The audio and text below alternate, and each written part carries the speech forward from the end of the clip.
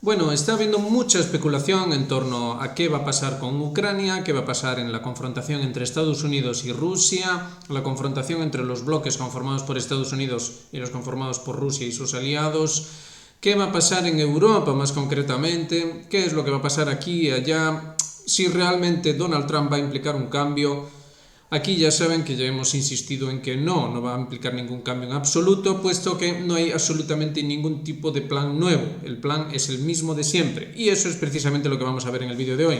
Vamos a ver un artículo del año 1992, un artículo que salió en New York Times un 8 de marzo por aquel entonces. El artículo es tan significativo que vale la pena detenerse y reflexionar sobre ello para entender qué es lo que cabe esperar en lo sucesivo, tanto en Europa como en Occidente, como en el mundo entero. ¿Qué cabe esperar siempre viendo la cuestión desde ese punto de vista del imperio y su hegemonía? Ya lo ven ahí. Aparece una nueva política en Washington en 1992 que estaba en un momento de bosquejo, de boceto, que se estaba llevando a cabo, se estaba elaborando. Y entonces aparece este artículo de New York Times, el título ya lo dice todo: Estados Unidos, plan estratégico para asegurar que no haya rivales que vayan a desarrollarse en lo sucesivo. Veamos el contexto. La Unión Soviética acababa de caer, hacía cuestión de meses, estamos hablando de 8 de marzo de 1992, hacía apenas 3 meses la Unión Soviética había desaparecido y en Washington ya tenían todo muy claro. Había que asegurarse de que no apareciese un nuevo competidor para la hegemonía de Estados Unidos. Obviamente, tras la caída de la Unión Soviética, Estados Unidos se quedaba como única superpotencia en el mundo, con lo cual tenía la hegemonía en el mundo.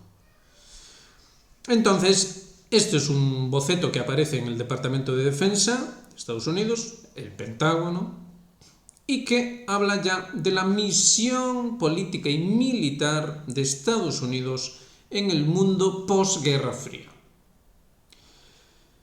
La cuestión era asegurarse de que no hubiese un superpoder rival que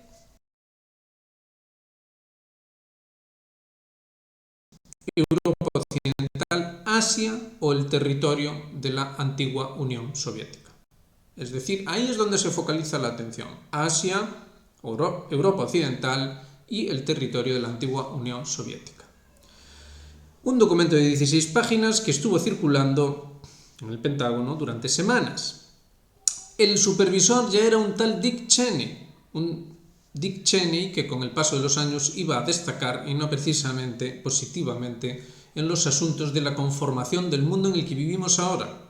Esto fue hace ya más de 30 años, 32 años, y el mundo en el que vivimos ahora fue configurado, conformado a partir de estos planes. Fueron los últimos grandes planes, la última gran planificación, la última gran estrategia que hubo en Estados Unidos. Y no se equivoquen, no ha habido una nueva estrategia, no ha habido una nueva planificación. Donald Trump, la administración Trump, entra con esta estrategia, no con otra. Por eso es tan importante ver este artículo y ver sus detalles.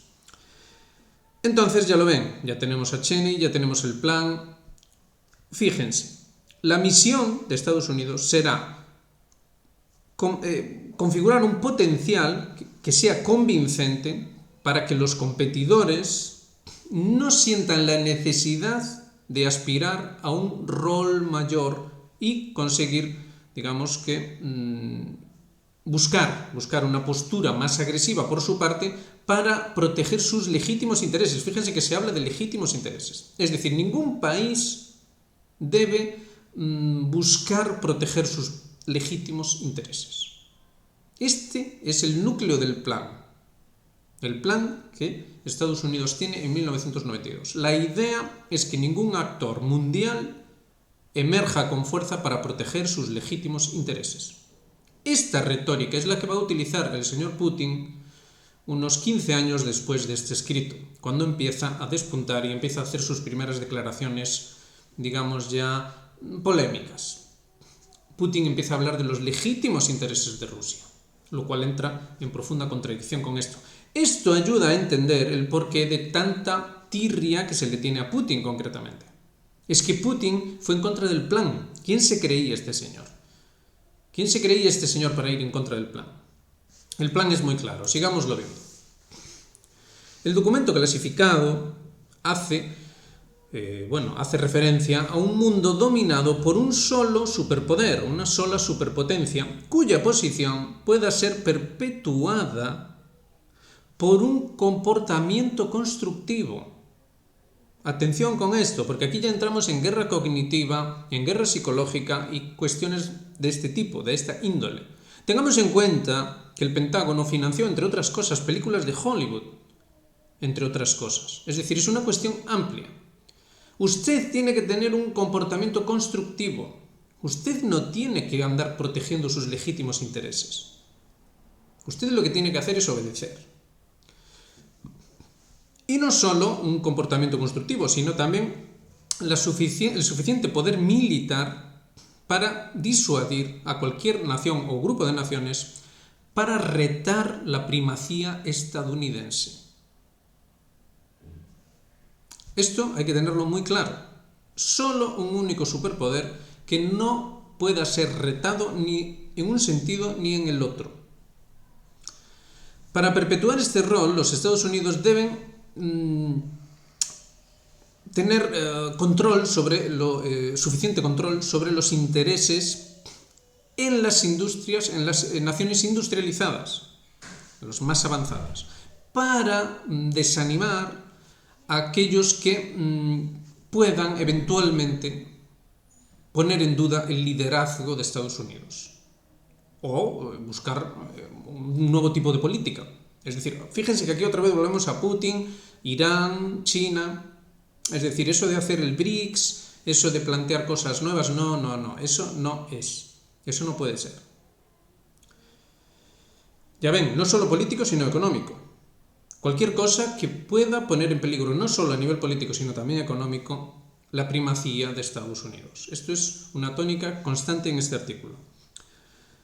Poniendo este foco en la concepción de una dominación benévola, este es otro concepto que hay que entender. Aquí en Europa hay una fuerza enorme en la consideración de Estados Unidos como un dominador, sí, Estados Unidos nos domina, pero es benévolo. Es benévolo. No hay que tampoco decir cosas malas ni cosas así. Es bueno. Nos domina, pero es para bien. Esto hay que entenderlo a la hora. Ahora se está hablando mucho de Donald Trump. Ay, es una nueva esperanza. Uy, cómo van a cambiar las cosas. Todo va a mejorar. Sí, claro. Pero el plan es este. El plan sigue siendo el mismo. Usted sueñe todo lo que quiera. Porque soñar, de hecho, es esa característica de ese dominio benevolente. Usted puede soñar todo lo que le dé la gana, pero mandamos nosotros. El Pentágono, el documento del Pentágono, articula el más claro rechazo hasta la fecha del internacionalismo colectivo. Fíjense, aquí se utiliza este término, 1992. Internacionalismo colectivo. Hoy Putin lo llamaría multipolarismo. Es el más claro rechazo hasta la fecha del multipolarismo. La estrategia que emergió de la Segunda Guerra Mundial, cuando las 5 potencias vencedoras sembraron, digamos, la fórmula de las Naciones Unidas para mediar en las disputas, las políticas, regular la violencia, etcétera, etcétera. Es decir, todo eso que fue tirado por tierra, entre otras cosas, por el Estado de Israel, entre otras cosas. Es decir, la ONU empezó a ser papel mojado, pero no es solo culpa exclusiva del Estado de Israel sin más, no, es el plan de Estados Unidos. Es decir, aquí aparece ya claramente definido en 1992, pero obviamente estas tendencias venían de atrás. En 1992 ya es la receta. Y vamos a ver que ciertamente esto es así. Fíjense, aunque el documento es interno, el Pentágono interno al Pentágono y no fue consultado con el Congreso, sus políticas, sus cláusulas, sus pólizas fueron desarrolladas en conjunción con el National Security Council y en consulta también con el presidente y su asesor de seguridad nacional, sus asesores de seguridad nacional. Es decir, aquí tenemos la figura de, por ejemplo, un Brzezinski, que fue en su momento asesor de seguridad nacional. Es decir, estas figuras oscuras detrás del poder. Fíjense, el boceto fue supervisado por Paul Wolfowitz. En este canal hemos hablado una y otra vez de la doctrina Wolfowitz. La doctrina Wolfowitz preveía, entre otras cosas, ese dominio benevolente sobre Europa. El dominio benevolente sobre Europa encaja muy bien con esa frase tan descriptiva de Victoria Nuland cuando decía aquello de que le den a la Unión Europea. Es decir, lo importante es tener una Europa debilitada, una Europa bajo dominio, una Europa que no pueda proteger sus legítimos intereses, etcétera, etcétera. Y quien dice Europa dice Alemania, Francia o lo que usted prefiera.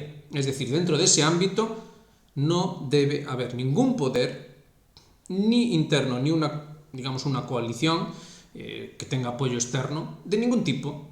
No puede haber ningún poder que proteja los legítimos intereses de la propia región. Entonces, si no entendemos esto, jamás vamos a entender la Unión Europea, jamás vamos a entender la OTAN y jamás vamos a entender a personajes como von der Leyen o Josep Borrell. Pero si nos tomamos la molestia de ver esto, entonces ya lo entendemos absolutamente todo. La doctrina Wolfowitz es lo que se puso en práctica hasta hoy. Hoy rige la doctrina Wolfowitz. ¿Por qué? Porque no se hizo ninguna otra estrategia, no hay ningún otro plan. El único plan que hay es este, por eso lo estamos viendo. Donald Trump está entrando con su nueva administración y ha hablado en algún momento de algún nuevo plan o alguna nueva estrategia. No, señor. Ahora mismo se está rumoreando que podría entrar en su gobierno Pompeo, Mike Pompeo. ¿Hace falta decir algo más? ¿Alguien se ha molestado en ver qué es lo que ha hecho Mike Pompeo? ¿Cuáles son sus declaraciones? ¿Qué es lo que representa?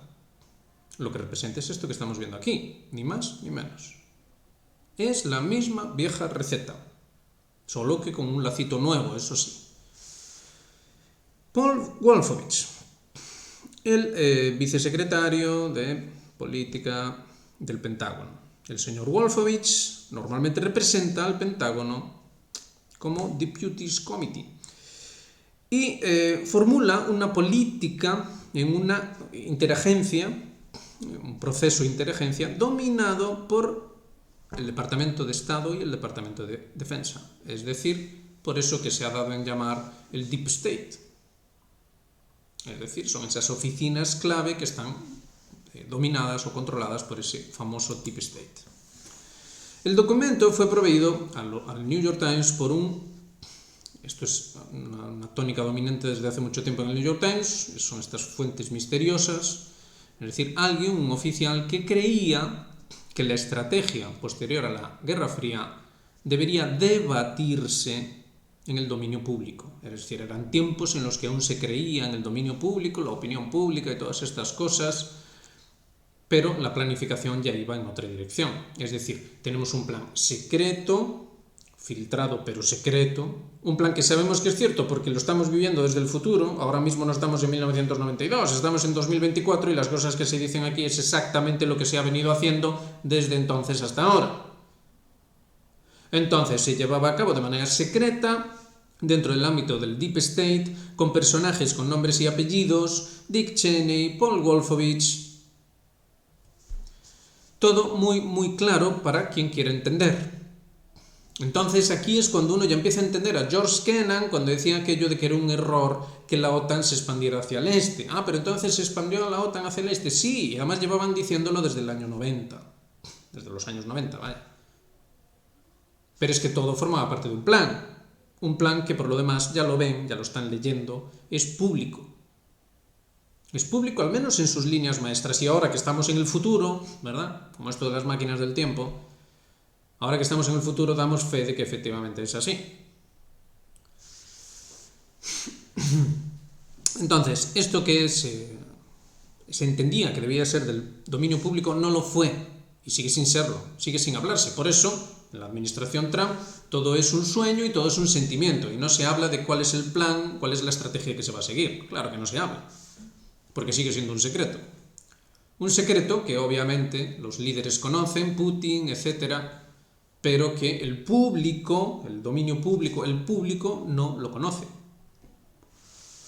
Bueno, parece muy probable que esto llevará a debate en el Congreso y los aliados de Estados Unidos y todas estas cuestiones. Fíjense que ya se habla de una Europa unida, y eso que estamos en 1992, ahí se estaba con el Tratado de Maastricht a vueltas, y por un más asertivo Japón. Fíjense que Japón, lo destacamos aquí, justo antes de que ganara Trump, ya dijeron que, bueno, a ver si entraba Trump, y entonces había una esperanza para que Japón tuviera algo de soberanía, ¿verdad? Sobre sus cielos, al menos. No, no va a tener ninguna soberanía. No va a tener ninguna soberanía porque el plan es el mismo. El plan es que ni Japón ni Europa, una Europa unida o separada, lo mismo da, no tengan ninguna soberanía. Por eso estamos llamando la atención acerca del engaño Trump. Junto con sus añadidos, en fin, todo lo relativo para asegurar esa predominancia, ese rol predominante de Estados Unidos, este boceto de política es una justificación detallada para la base de fuerza de la administración Bush, del primer Bush, el Bush padre, el mismo que había hecho aquel discurso espectacular, ¿no? del New World Order, la iluminación y toda aquella cosa que dijo tan extraña. Fue el mismo que anunció el New World Order. El New World Order lo anunció cuando esto salía en prensa, de manera, pues eso, filtración, una fuente anónima, no sabemos, bueno, a lo mejor es toda una tontería, ya lo sabrán allá en 2024 o por allá. Que cada cual saque sus conclusiones. Y entonces se habla de cantidades astronómicas para la época. Se habla de un costo de 1,2 trillones de dólares, trillones de ellos, ya saben. Y muchos demócratas en el Congreso habían criticado la propuesta por innecesariamente cara. Fíjense que en aquel momento aún eran los demócratas de ese palo. Después el palo iba a cambiar. Bueno, ya saben, siempre hacen el juego. Ahora tú, después yo. Y el plan sigue adelante, la estrategia sigue adelante. Demócratas, republicanos, la estrategia sigue adelante. Implícitamente el documento también revisa la construcción de una seguridad mundial, un arreglo de seguridad mundial que prevenga que tanto Alemania como Japón puedan rearmarse de forma sustancial, especialmente en lo relativo al armamento nuclear en el futuro. Es decir, esto es aquello de Ismay, ¿cómo se llamaba? Bueno, en fin, el fundador, el primer gran dirigente de la OTAN, Ismay Hastings, si mal no recordamos, era su nombre, que decía aquello de que, bueno, la OTAN era para mantener a los rusos fuera, a los americanos, a los estadounidenses dentro y a Alemania abajo, aplastada. Y aquí lo tenemos, claramente. En este boceto también se habla de cómo Alemania tiene que estar aplastada, Japón debe estar aplastado, no deben acceder a esos recursos, a esas capacidades que puedan garantizar, que puedan perseguir sus legítimos intereses, como leímos en el primer párrafo. Estamos hablando de legítimos intereses, no estamos hablando de otra cosa. Es decir, aquí se está diciendo explícitamente que hay que evitar que los países persigan sus legítimos intereses. Esto es lo que fundamenta la retórica de Putin. Ahora mismo se está hablando del discurso en Valdai, pero hay que entender todo esto. Hay que entender toda la historia de un proceso. Putin no habla por hablar. Putin conoce muy bien esto y sabe muy bien cuál es la estrategia.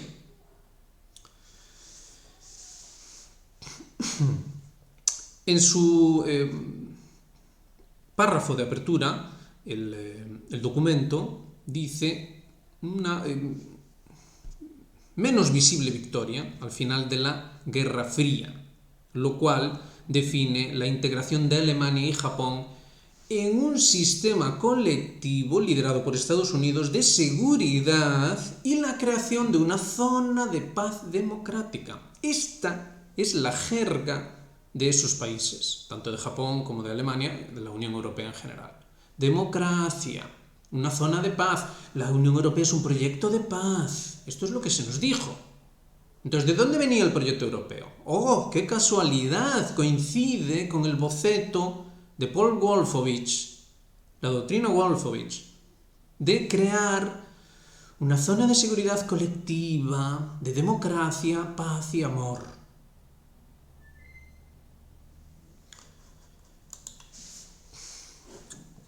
Finalmente, bueno, todo esto sería apoyado, por supuesto, por Estados Unidos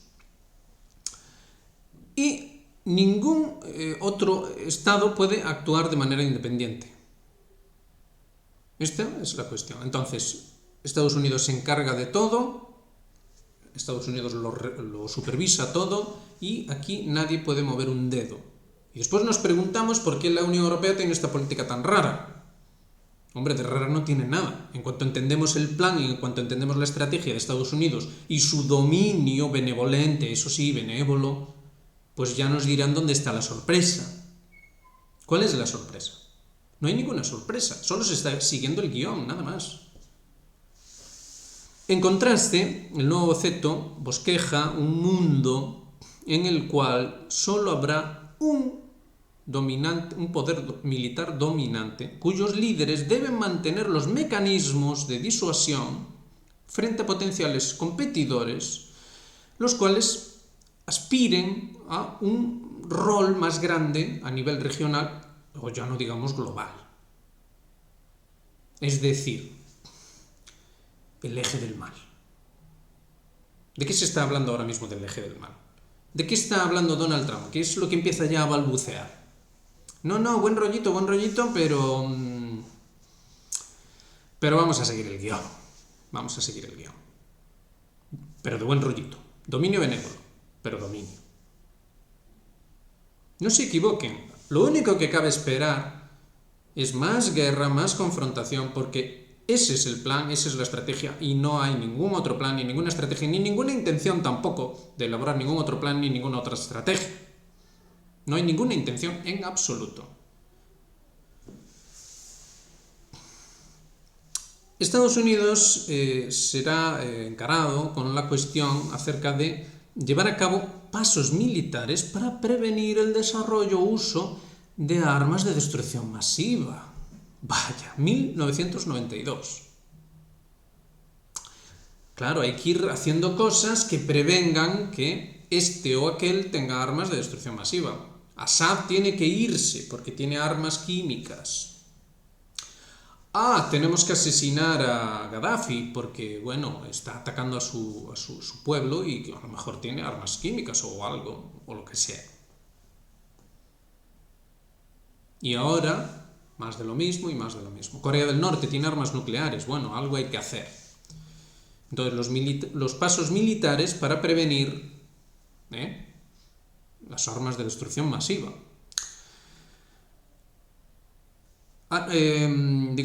Resaltando que estos pasos pueden incluir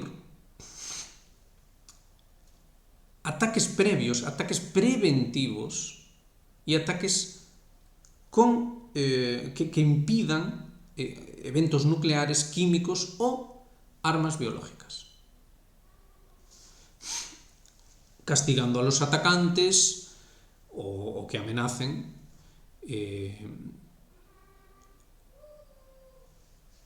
las agresiones con los diferentes medios, incluyendo ataques a las plantas que manufacturan esas armas. Esta es también otra, ¿no? Es decir, cuando hacen esos ataques, por ejemplo, Israel dice, no, es que ahora vamos a atacar las instalaciones nucleares de Irán, porque, bueno, están haciendo armas de destrucción masiva. Bueno, todo el acuerdo en Irán, ese acuerdo del 5+1, el acuerdo nuclear y todo esto, estaba cortado por este patrón. También se resalta que el tratado de no proliferación nuclear. Esto también es una cosa que los rusos han estado trayendo a colación. Los rusos son los que resaltaban la importancia de mantener estos tratados. Por supuesto, estos lo dicen, pero eso sí, siempre dentro del plan. Porque entonces, claro, si esto falla, pues entonces ya serían unos desafíos críticos para Estados Unidos y sus socios que tienen que estar preparados para responder. Esto es lo que ahora se está elaborando. Se está elaborando una cosa, fíjense que los rusos, por ejemplo, llamaron a consultas al embajador canadiense hoy mismo acerca de una provocación, dicen los rusos, con una serie de explosivos y cosas muy extrañas. Esto está ocurriendo constantemente. ¿Qué es lo que dijeron los rusos hace poco acerca del ataque en Kursk?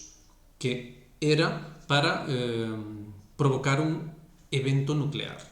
Es decir, la idea es provocar a Rusia, Irán, China, quien sea, para que muerden el anzuelo y entonces eso pueda ser presentado al público. Esta vez sí que se presenta al público. El plan no se le da a conocer al público solo se le da a conocer lo que tiene que saber, y lo que tiene que saber es que Putin es malo y mira lo que ha hecho, entonces ahora tenemos que atacarle, claro.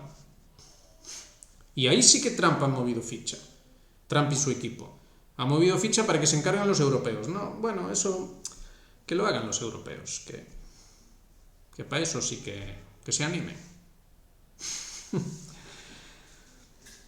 En fin, las guías de este boceto advierten de que tanto Cuba como Corea del Norte van a entrar en una serie de crisis internas y tal. Todo esto es curioso, visto desde la perspectiva de 1992. Se habla de que a lo mejor también China podría entrar en ese tipo de crisis.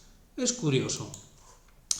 Por primera vez desde la guía de defensa, de planificación de defensa, desde que se empezó ese proceso, para formar la política de seguridad nacional de Estados Unidos, el nuevo boceto dice que la fragmentación de la anterior Unión Soviética, el corpus militar de la antigua Unión Soviética, el establishment, digamos que se ha eliminado la capacidad para... la idea, vaya, es eliminar la capacidad para que cualquier sucesor pueda tener ese poder para llevar a cabo una guerra convencional, además es curioso, convencional a nivel global. Es decir, no vaya a ser que una vez rota la Unión Soviética vaya a haber alguno que pueda tener el suficiente poder como para estropearnos el plan. Aquí es donde entra Putin, aquí es donde entra todo lo que ha conformado la geopolítica de las últimas décadas. Aquí es donde entra el quid de la cuestión. Fíjense que se hace referencia a guerra convencional.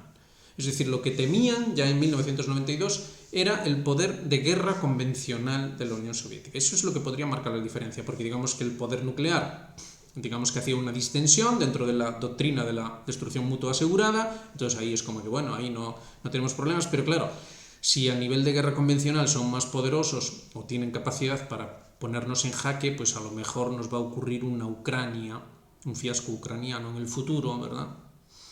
Y eso nos puede poner en problemas. Pero el documento también dice, no vamos a desechar o no prestar atención a los riesgos de estabilidad en Europa a partir de un renacer nacionalista en Rusia, que es exactamente lo que ocurrió, y que Rusia pueda reincorporar a las ahora independientes repúblicas de Ucrania, Bielorrusia y otras. Qué curioso, vaya con el parrafito. Es decir, no podemos dejar de lado los riesgos para la estabilidad de Europa si Rusia coge fuerza a nivel nacional y se le da por reintegrar a Ucrania, a Bielorrusia y a otros estados. Es curioso que dijeran esto ya en 1992. Bien curioso, sobre todo ahora con la perspectiva de la guerra en Ucrania y cómo Putin ha dicho que, bueno, que las repúblicas que ya han sido ya se han adherido a la Federación Rusa, pues ya está. Es decir, que tenemos aquí una cosa bien curiosa también para reflexionar acerca de ella. Dice que aunque Estados Unidos, los planes nucleares de Estados Unidos no han cambiado, que de hecho han cambiado, perdón, que los planes de Estados Unidos han cambiado para los nuevos desarrollos, para tener en cuenta los nuevos desarrollos de los estados dentro de la Unión Soviética. Aquí es donde entra lo del memorándum de Budapest del que hablaba Zelensky. La cuestión de las armas nucleares, ¿las va a tener Ucrania? ¿Solo las va a tener Rusia? ¿Cómo va a ser esto? Y entonces ahí también esto entraba dentro de la ecuación. Entonces, la estrategia nuclear estadounidense continuará teniendo en cuenta como objetivos los aspectos vitales de la antigua Unión Soviética, del establishment militar de la antigua Unión Soviética.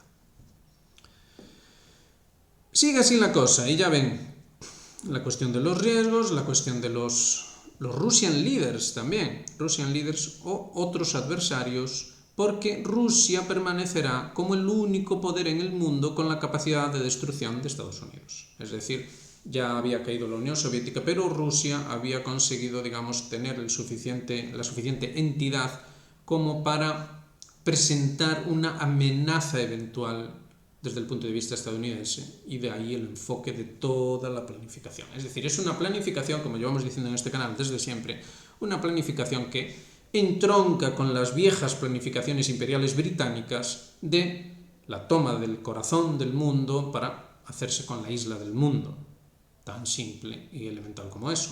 Es decir, dicha estrategia, que de hecho llevó a los desarrollos de la Primera y la Segunda Guerra Mundial y al intento por parte del líder alemán de la Segunda Guerra Mundial de hacerse con la Unión Soviética, en realidad atendían al mismo viejo plan. Digamos que dentro de la estrategia geopolítica occidental, la clave de todo es hacerse con Rusia. Y esto, como ven, dentro del plan que se bosquejaba en 1992 en Estados Unidos, entraba de lleno totalmente dentro de esa planificación. Es decir, es 100% canónico en ese sentido. Entonces, se sigue hablando de los arsenales nucleares, etcétera, etcétera. Y después ya pasamos al plan para Europa. Por primera vez, esto creo que ya lo habíamos leído, ¿no? Sí, esto ya lo habíamos leído. Bueno, después pasaba a la cuestión del plan para Europa. Parece que hemos traspapelado esos párrafos, pero digamos que sigue así la cosa. De hecho, pueden leer el artículo, vean ahí el título, tienen que teclear el título en Google y ya lo tendrán. Ese título ahí en negrita. Y digamos que el plan para Europa venía siendo exactamente el plan que de hecho estamos viviendo a día de hoy. Y digamos que se cierra con estos artículos que dejan poco lugar a la duda. Entonces, Estados Unidos es el que contribuye a la seguridad regional y la estabilidad, actuando como fuerza de balance y previendo la emergencia de un vacío a nivel regional o de un hegemón. Es decir, Estados Unidos ya no es solo que regule el balance en el sentido de que nadie pueda luchar por sus legítimos intereses, como se decía en el primer párrafo. Aquí lo dice. No vaya a ser que protejan sus legítimos intereses. No, ya no solo hacen eso, hacen algo más. Y por eso, de ahí nuestro escepticismo con la administración Trump. Es que además deben prever que haya un vacío. Entonces, está muy claro, y además esto Trump ya lo dijo en repetidas ocasiones, que la OTAN va a desaparecer y con ello obviamente va a desaparecer la Unión Europea porque la Unión Europea tiene su seguridad basada en la OTAN y ante la eventual caída de la OTAN, digamos que lo que se produciría es un derrumbe interno que acabaría con la propia Unión Europea. No hay nada que de hecho sirva de auténtica cohesión a la Unión Europea excepto su capacidad para financiarse. Pero dicha capacidad para financiarse depende obviamente de la capacidad para poder extorsionar. Y si no existe ya la OTAN, eso se acabó. Si no tiene el apoyo de Estados Unidos, eso se acabó. Entonces ahí es donde entra. No. Pero es que tampoco puede haber un vacío. Es que no puede haber un vacío. Entonces el vacío va a ser llenado. Pero eso no tiene nada que ver con el hecho de que no se vaya a venir abajo la OTAN y la Unión Europea en su presente configuración. Porque la guerra está perdida, pero el plan continúa, la estrategia continúa. Es decir, desde este punto de vista, lo de Ucrania se considera como una batalla perdida en una guerra que todavía está en curso y que aún está por verse, básicamente. Esto es muy significativo. Entonces, no solo se habla a nivel europeo, también se habla de Japón, se menciona mucho a Japón. Y también se menciona ya por último, qué curioso, a las dos Coreas. Qué curioso, porque precisamente en estas últimas semanas, oh sorpresa, de repente resulta que hay coreanos del norte luchando en Kursk, precisamente en Kursk, y los surcoreanos ya dicen que bueno, pues entonces vamos a ayudarle a los ucranianos ¡Qué casualidad! ¡Qué casualidad cuando aquí se menciona la cuestión de Corea! E incluso se hace un añadido curioso. En el evento de unas negociaciones de paz entre las dos Coreas, entonces se recomienda en el boceto que los Estados Unidos busquen la manera de controlar esa alianza de manera democrática para una Corea democrática. Es decir, que la Corea unificada entre dentro del plan. Esto es lo que ocurrió en la anterior administración Trump. Por eso es increíble que cueste tanto entender que Trump es un engaño en su primera administración como lo está siendo ahora, lo va a ser ahora en su segunda administración. ¿Por qué? Porque entra total y absolutamente dentro del plan. La estrategia es total y clara. ¡Oh, qué casualidad! En el primer caso fue un amago de pacificación, en el caso de la primera administración Trump, en las Coreas, y ahora lo que tenemos es la otra vía, la de la confrontación. Pero siempre Corea, Japón y Europa. Siempre se está mencionando esto y con Rusia en medio, digamos que como el gran rival, el gran problema, etcétera, etcétera. Todo esto no hace más que confirmar lo que hemos dicho aquí una y otra vez en estos ya casi 2 años que llevamos en este canal. Es decir, la administración Trump no va a significar ningún cambio en absoluto. Y vean también ahí la cuestión del simbolismo. Ayer, en el vídeo de ayer, véanlo, hablábamos de la cuestión de la luna y hacíamos un juego de palabras entre alunizaje y alucinaje. Entonces, no se trata de dudar de que si fueron allí a la luna con el carrito de golf y si se pusieron a jugar al golf o si rock and rollearon o dejaron de rock and rollear, cosa que no nos interesa nada en absoluto. Lo que nos interesa es el simbolismo. Lo importante es el simbolismo, la artificialización del simbolismo. Y este señor, que este sí ya forma parte de la administración Trump, este señor lo tiene clarísimo. Lo tiene clarísimo y juega, como bien ven ahí en pantalla, nos vamos a ir a Marte y dale con Marte y venga con Marte. Pero es que no le llega, incluso dice más. Dice multiplanetas, o sea, vamos a ser multiplanetas. O sea, que en Marte no, más. ¿Vamos a hacer un nuevo mundo en Marte? Sí, hombre, sí, pero sí es perfectamente posible. Vamos a jugar al golf, vamos a rock and rollear, vamos a hacer unos apartamentos estupendos con vistas al Monte Olimpo. Bueno, eso va a ser algo asombroso. Entonces, ¿qué demonios significa esto? Nos da igual si efectivamente van a ir allí y efectivamente van a jugar al golf allí. Eso es para otros canales, no nos interesa. Lo que sí nos interesa es el simbolismo. Hemos estado viendo el boceto del plan de 1992. Y tenemos ahora la administración Trump y tenemos la artificialización del simbolismo, esta vez con Marte. Antes, cuando los tiempos de la rivalidad con la Unión Soviética era la Luna y ahora es Marte. Es curioso, debería llamar la atención. Es curioso. Nos da igual si no es que usted es un conspiranoico o lo que sea. Mira, eso nos da igual. Nos da igual si la Tierra es cuadrada, esférica o tiene forma de plátano. La cuestión es el simbolismo. ¿Y qué se nos está diciendo con el simbolismo?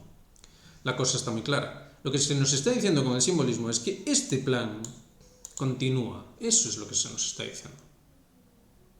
El plan continúa. Es decir, guerra. Porque eso es lo que significa Marte. Guerra y muerte. Eso es lo que es importante. Ya si después va a haber apartamentitos con vistas al Monte Olimpo o no, pues bueno, vale, lo que usted quiera, nos da igual. La cuestión es que va a haber guerra y muerte. Y esto nos lo deja muy muy claro. Ya sea el señor Musk, ya sea el señor Trump o quien sea dentro de lo que, no olvidemos, es un plan de dominio único del mundo, donde no se admite que nadie luche por sus legítimos intereses. ¿Por qué? Porque no y ya está.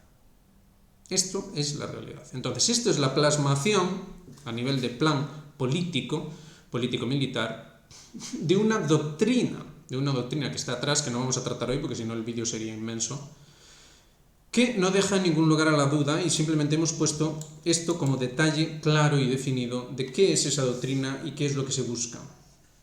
No se trata de ir físicamente a Marte, se trata del simbolismo que se le aplica a Marte, un simbolismo artificializado hasta el extremo, pero que sigue persistiendo, que sigue estando ahí.